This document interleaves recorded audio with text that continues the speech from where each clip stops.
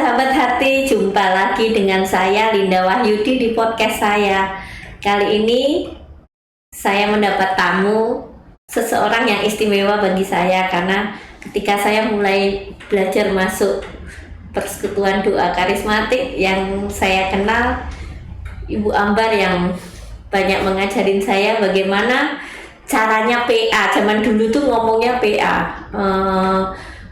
pemimpin acara yang memimpin dari awal sampai akhir, dari puji-pujian sampai penyembahan sampai doa, apapun itu dipimpin oleh satu orang, ditemenin oleh beberapa orang singer.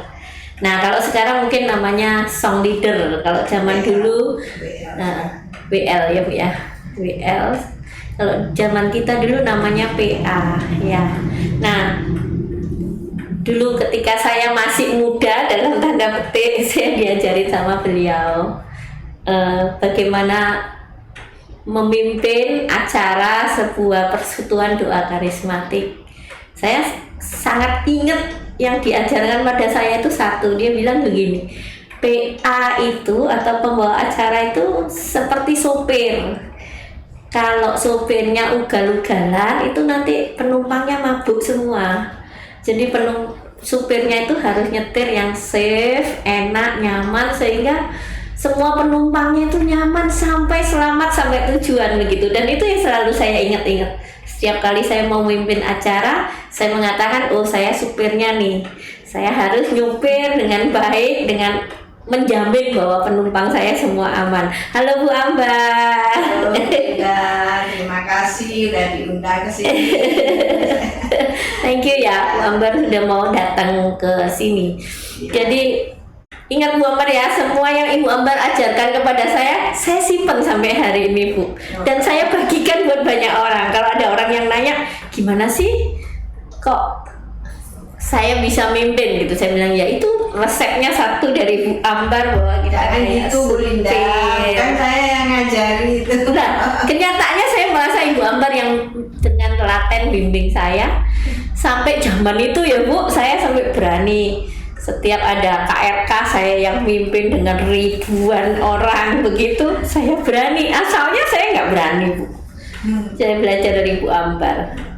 Sebetulnya ya bukan saya yang ngajarin Bu Linda, tapi memang Tuhan sendiri yang sudah memilih dan membekali dengan kuasa Roh Kudus. Jadi kita hanya mempercayakan itu kepada Roh Kudus saja. Kalau tanpa adanya Roh Kudus, tidak mungkin kita berani berdiri di Bu Linda bilang ribuan orang. Kudus yang memberikan kekuatan. Iya, saya ingat waktu pertemuan nasional gitu ya, karismatik kan setiap tahun, setiap berapa tahun sekali ya Bu ya. Iya, kongres. Nah, kongres nasional tuh saya diminta untuk mimpin sebuah acara adorasi, nyanyi puji-pujian dari awal sampai selesai. Iya. Dan sambutan orang luar biasa, dan saya merasa ini jasanya Bu Ambar nih, saya berani begini. Dulunya nggak bisa apa-apa ini itu. Jadi Bu Ambar mungkin sudah mengajari banyak orang ya Bu, yang muda-muda. Ya Bu, bukan saya Bu yang ngajarin. Sama dulu pertama kali juga saya belajar dengan Ibu Hilda namanya dulu. Ibu Hilda itu karismatik zaman-zaman dulu sebelum ada Santa Maria. Terus akhirnya kita kan masih gabung dengan Santo Yosef. Terus Bu Hilda bilang, ayo kita yang rumahnya daerah selatan kita buat di Kongsos Santa Maria dengan ketuanya waktu itu Pak Dias yang terpilih. Nah, itu zaman Hilda. Akhirnya saya diajarin, Bu Ambar mulai belajar PA. Yang penting orang itu bisa nyanyi aja, walaupun nyanyinya juga cuma bero-bero nggak apa-apa, sudah kita memuji Tuhan, bukan suara bagusnya yang diperhatikan, tapi bagaimana kita dengan kesungguhan hati memuji Tuhan. Dan Bu Ambar sabar loh Bu, waktu ngajarin saya itu sabar loh Bu. Saya sabar. Iya, saya waktu lihat Ibu Ambar PA kok enak banget ya. Ketika saya mulai diajak-ajak untuk PA, saya kan takut Bu. Habis itu Bu Ambar membimbing saya dengan sabar, enggak apa-apa Bu Linda. Pokoknya ingat aja PA itu kayak supir, nggak boleh terlalu ngebut, nggak boleh terlalu pelan juga gitu. Malah Bu Linda masih ingat ya, saya Iya. malah sudah lupa. Ya karena terlalu banyak yang diajarin Bu. Ya, enggak, sekarang kan semua ada kayak pembinaan itu semua sudah ada. Ya. BPK itu ada untuk pembinaan Iya, Bapak iya. ya beda lah namanya sekarang Kalau zaman saya kan nggak ada Bu, langsung. Saya ada juga langsung sekarang mulai ya ini mulai. Jadi setiap KRK Linda gitu, terus saya bingung. Ada Misa, Romo Yohanes, Romo Soekarno, Linda. Terus saya ini, aduh, gimana saya ini ilmunya? Ya sudah belajar dari. Yang penting kita mau belajar. Nah Bu Ambar, ada sesuatu yang saya ingin tanyakan, walaupun ini masalah pribadi, tapi saya tahu bahwa ini akan menguatkan banyak orang. Yang saya kenal dari Bu Ambar adalah Bu Ambar seorang Katolik yang sangat setia, baik di lingkungan, di KPG maupun di komunitas karismatik ya Bu ya. Nah, sedangkan saya tahu, maaf Bu, mungkin pasangannya Ibu bukan Katolik. Ya. Nah, itu yang saya respect dan kagumi Bu. Biasanya saya tidak tahu ya Bu, saya cuman cerita pengalaman gitu. Saya dulu di BTN Canggu, tetangga saya beda keyakinan, dan saya tahu pergulatan mereka, perjuangan mereka, karena saya termasuk dekat sama istrinya, jadi saya tahu bagaimana tidak mudahnya gitu untuk saling menyesuaikan diri. Walaupun ada cinta, saya tahu mereka saling mencintai, tapi cukup banyak tantangan Bu bagi saya nih, yang saya kebetulan dampingi dia gitu. Nah, yang saya lihat dari Bu Ambar kan sampai sekian, sampai umur berapa Bu? 68. 68 Ibu. Kawinan ke 42. Nah. 79 saya menikah. Perkawinan ke 42 Ibu masih tetap bisa berdampingan dan tetap sama satu sama lain, membebaskan Ibu bebas beraktivitas di gereja, dan itu yang mungkin ilmunya boleh diturunkan Bu. Gimana caranya Bu?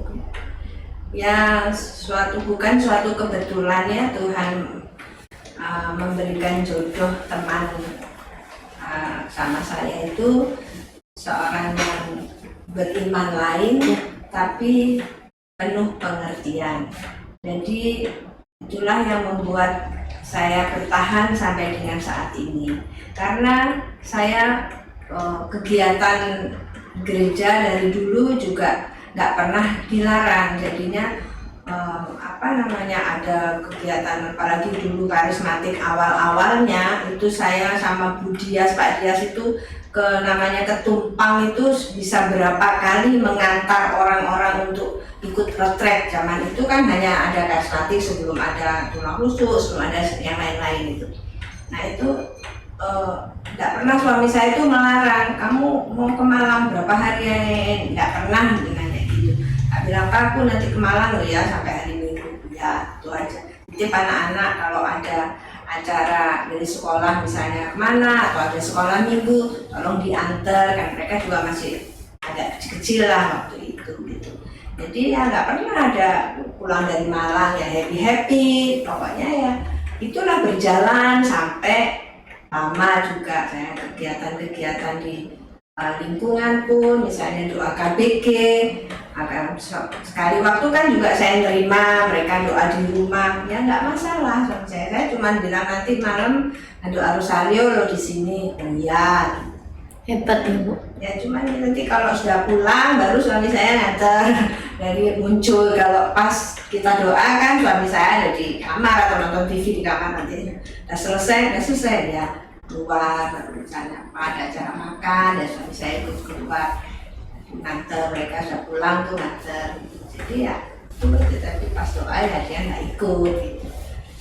Berarti harus bersyukur itu Bu. Ya, Karena saya tahu beberapa keluarga, bahkan keluarga dekat saya pun diperbolehkan Bu, tapi wajahnya nggak enak. Jadi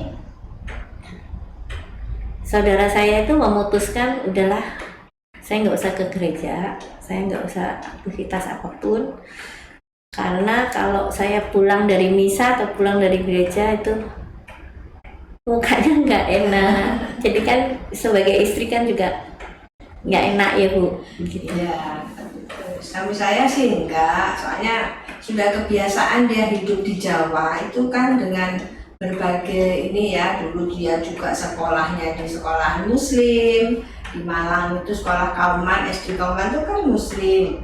Terus bergaul dengan saya, keluarga saya juga campur, banyak yang Muslim, banyak yang Katolik, bahkan ada Romo kan, dari sepupu saya satu itu Romo.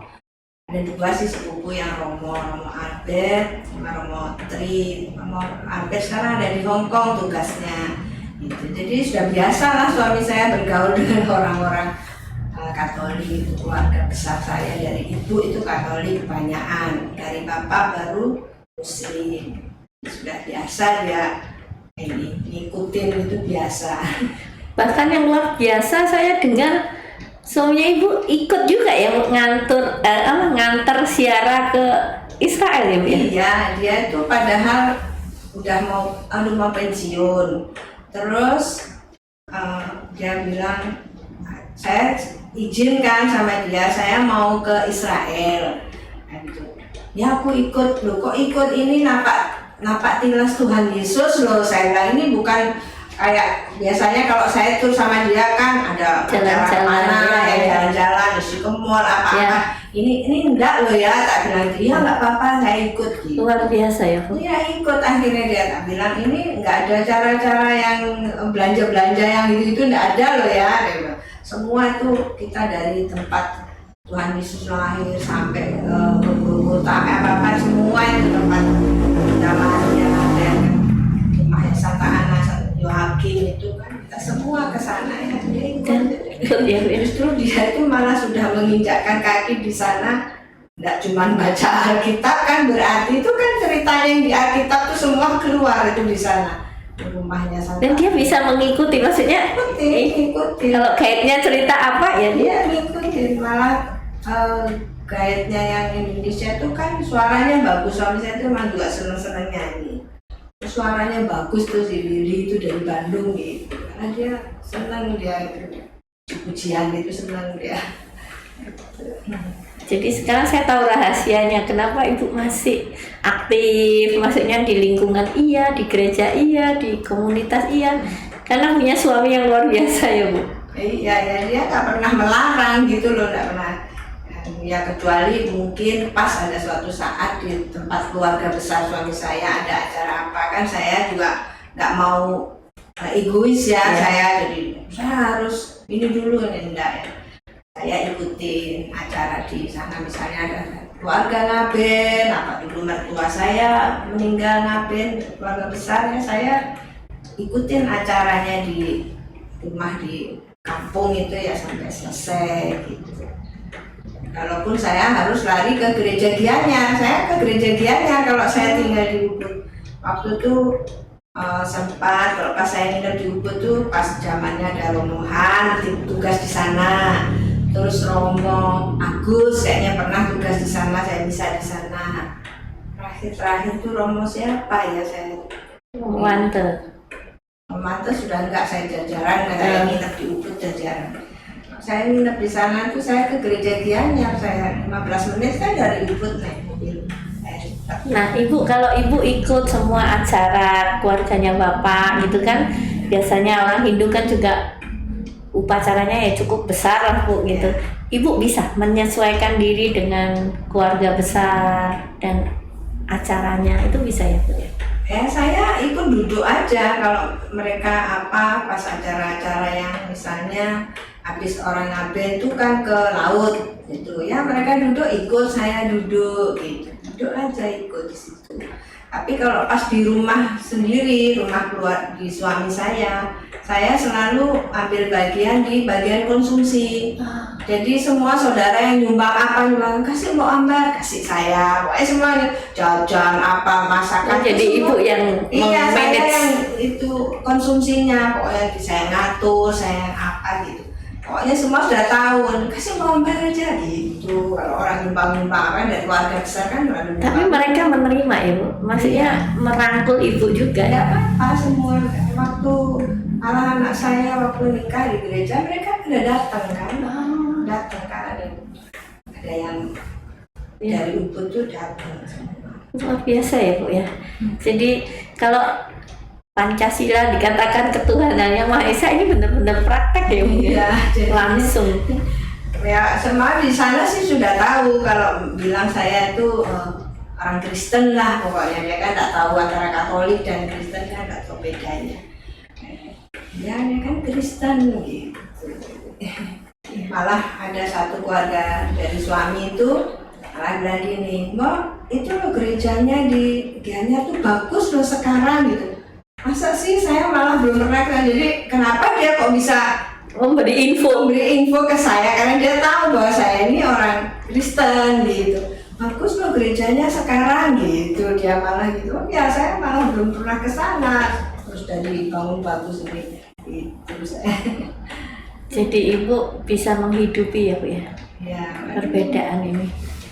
bisa sih apa namanya, ya di keluarga itu kan kalau namanya upacara itu kan upacara secara Hindu itu memang banyak ya macamnya gini-gini. Saya sih nggak ngerti satu persatu itu apa-apa, kok ditanya saya juga nggak ngerti.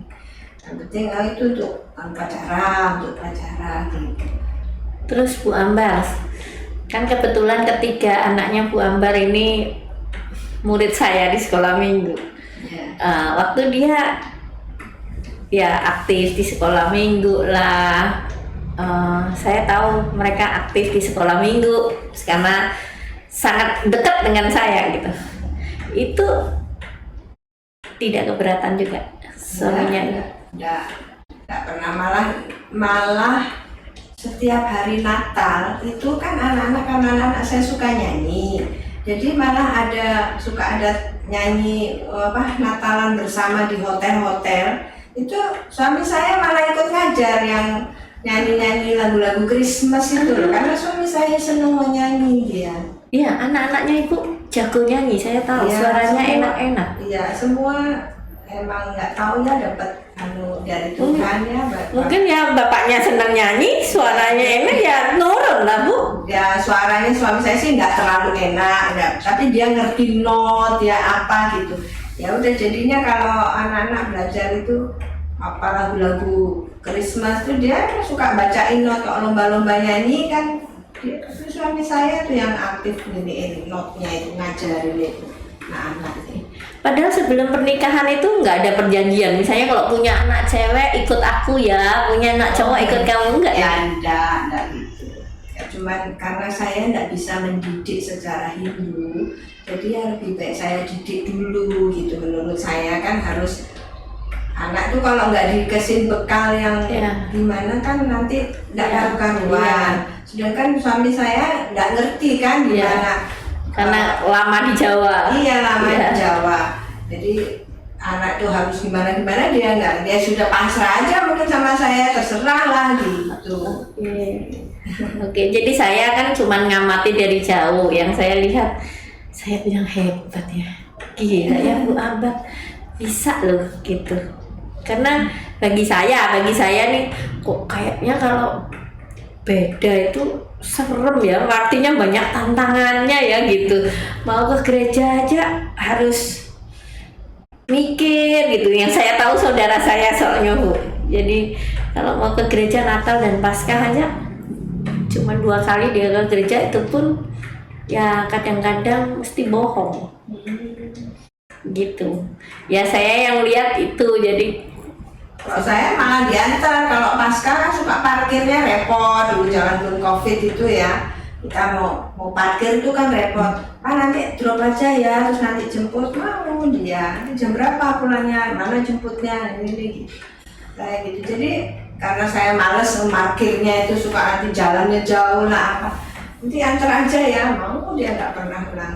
Bu, kalau misalnya nih, saya kan nggak ngerti juga. Misalnya dia kepingin ziarah lah ke Sakeh gitu misalnya, itu dia minta ibu ikut.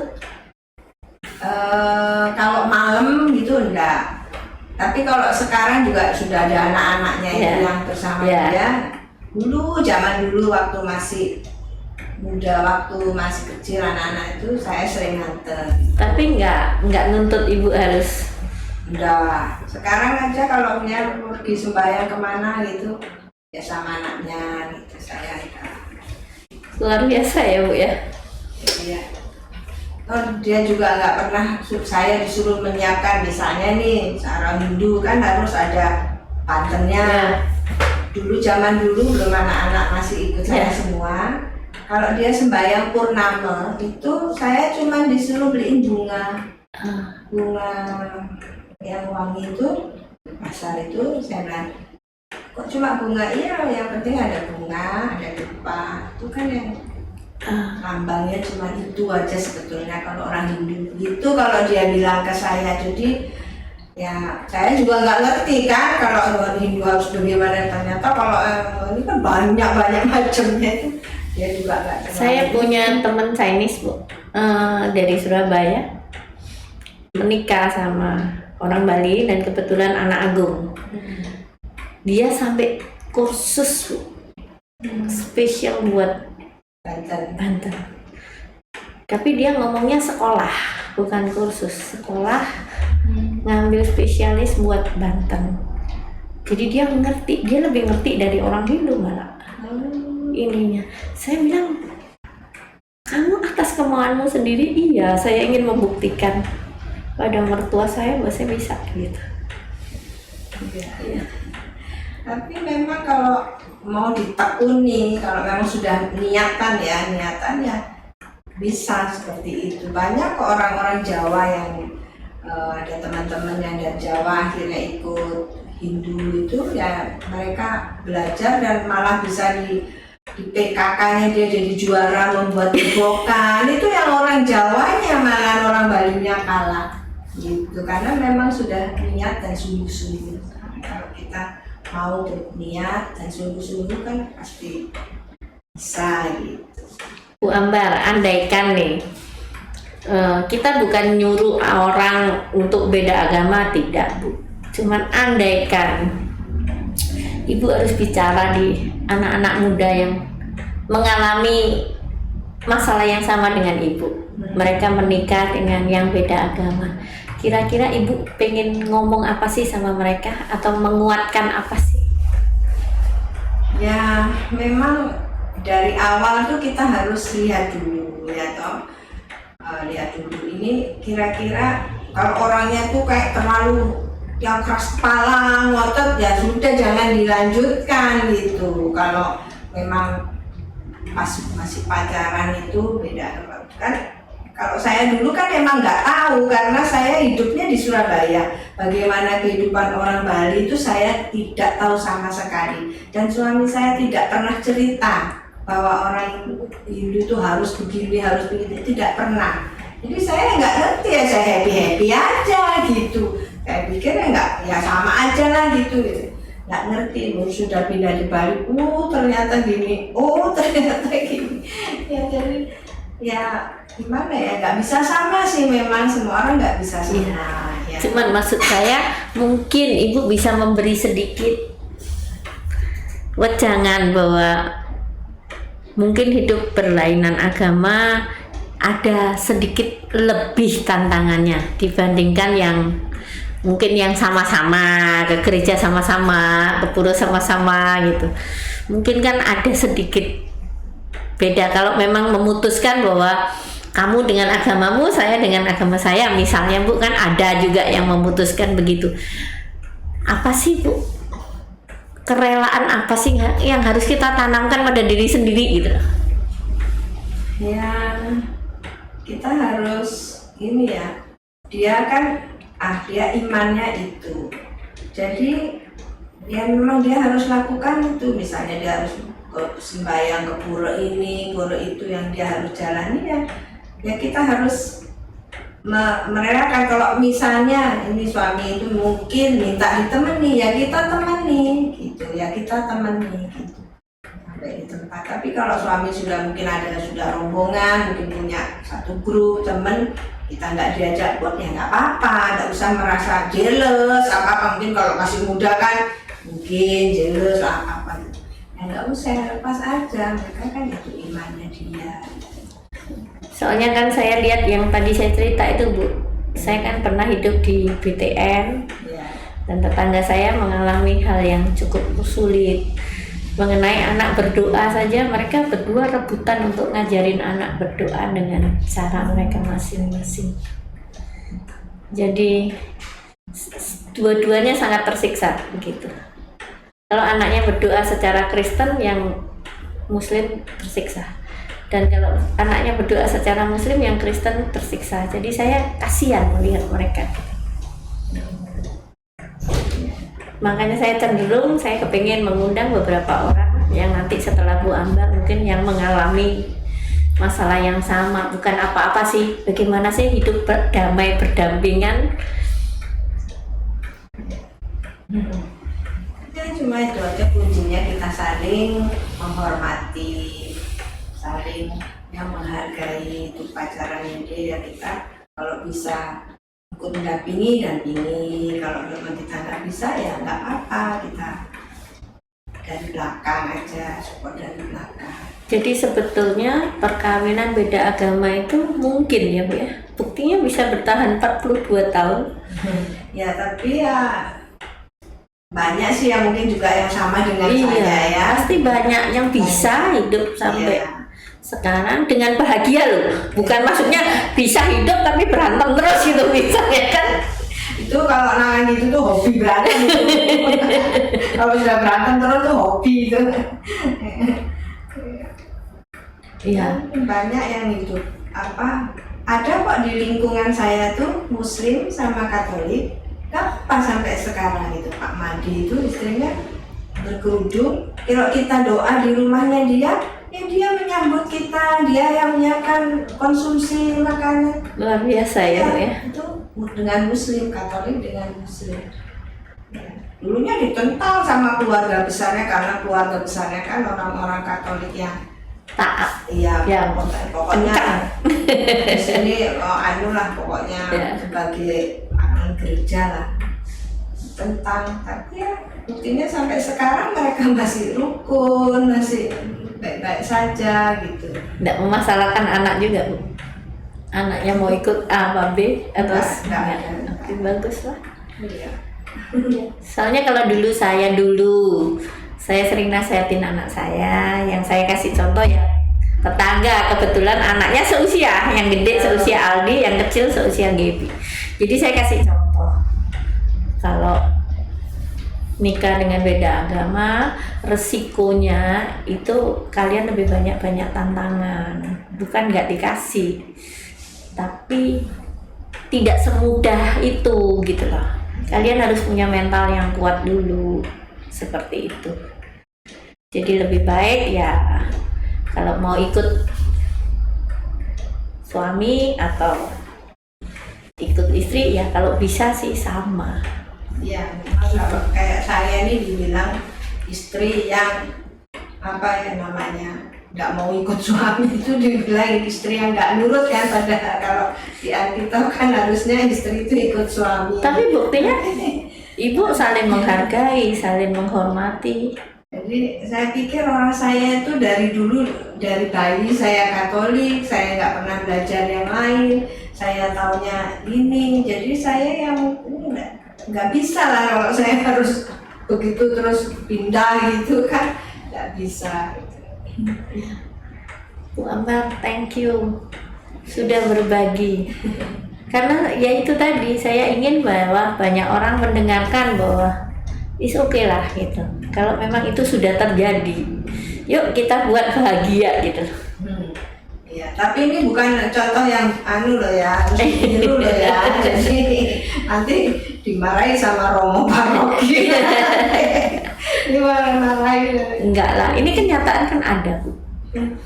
Romo mau marah nggak marah, kenyataan itu kan ada. Memang kita idealnya ya seiman. Ya. Tapi kan kenyataannya ada Bu, dan cukup banyak Bu. Kita mau ngelarang dari mana? Kalau kita melarang, ya oke lah, tapi kalau mereka ngotot, ya nggak bisa. Kalau saya dulu hidup di Jawa ya Bu ya, jadi aturan-aturan yang di Bali kan saya nggak ngerti, harus gini nggak ngerti. Setelah saya hidup di Bali kan baru saya ngerti. Nah sekarang aturan di Bali ini sudah beda loh Bu. Jadi kalau orang kawin beda agama, yang satu ini yang beda ini harus tanda tangan kayak apa ya istilahnya, Kontrak. masuk ke agama itu. Oh, Sekarang dari agama lain tuh begitu. kayaknya seperti itu ya Bu. Ya, Di kalau dulu pemerintah. zaman saya nggak ada kayak gitu Bu, zaman saya. Jadi yang baru-baru ini aja mungkin karena banyak. Saya tidak tahu ya Bu, cuman yang saya tahu kalau bintang film itu, yang karena bintang film kan masuk infotainment Bu, jadi saya tahu kalau beda agama mereka menikahnya di luar negeri, karena di Indonesia nggak bisa. Kalau mau ya di atas surat. Ya mereka pindah harus jadi satu kan. Tapi kenyataannya mungkin tidak gitu. Mungkin kenyataannya ya balik lagi ke agamanya semula gitu. Jadi mereka memilihnya kawin di luar negeri. Soalnya kalau kawin di sini pasti orang tuanya terluka gitu loh Bu. Kan lagi dari catatan sipilnya mungkin kan harus dari agama dulu mensahkan baru bisa diurus ke catatan sipil. Iya, kalau di Indonesia kan. Ya. Nah, kalau mereka kawin di luar negeri kan tidak diminta harus agama dulu, Bu. Jadi dari catatan sipilnya luar negeri cuma tinggal dilaporkan di Indonesia bahwa mereka sudah menikah. Di Aussie mereka sudah menikah dan ini catatannya nanti disalin di sini, Bu, bahwa sudah menikah. Gitu, makanya orang-orang tak lihat bintang film menikahnya di luar negeri. Dengan alasan beda agama. Ya, semoga masalah ini ya bisa sama-sama disikapi dengan bijaksana. Karena kita mau ngotot nggak boleh pun kenyataannya ada. Dan cukup banyak. Ya, cukup banyak. Ya, karena ya kadang-kadang ya bahasa klise lah, untuk cinta itu susah. Apa? Tai rasa coklat katanya. Jadi rasa coklat. Jadi ya seperti itu. Jadi susah, mau dilarang bagaimana? Ya, teman-teman saya juga banyak yang meneteskan air mata karena dia merelakan anaknya pindah agama. Dia bilang ya saya didik dari kecil, tetapi dia ngotot milih itu ya saya mau apa?